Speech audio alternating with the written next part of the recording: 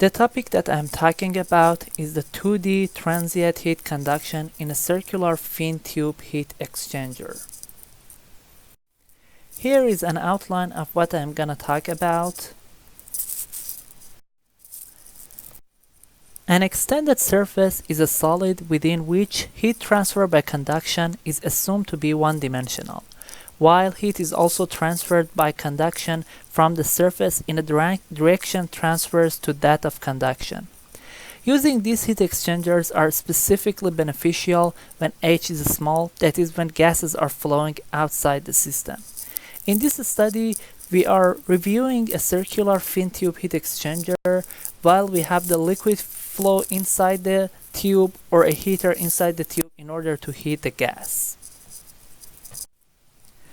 We use finite element methods for solving the heat conduction boundary value problem, and we also use the MATLAB programming software.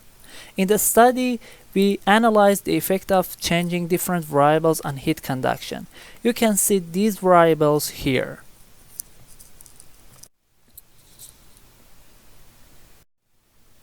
The picture on the top left shows a circular fin tube heat exchanger.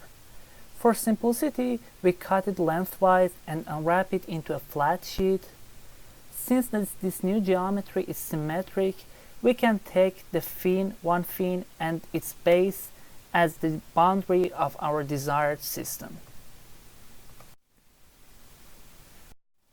Here you can see the governing equation that we use for solving the problem. We also have two boundary conditions, Dirichlet boundary conditions and Neumann boundary condition, along with an initial condition in this problem. This slide shows the assumptions that we have used for simplifying the problem, and also on the bottom you can see the definitions and the equations that we have used for calculating Reynolds number, Nusselt's number, and the heat transfer coefficient. Here you can see the mesh configuration that we have used for solving the problem.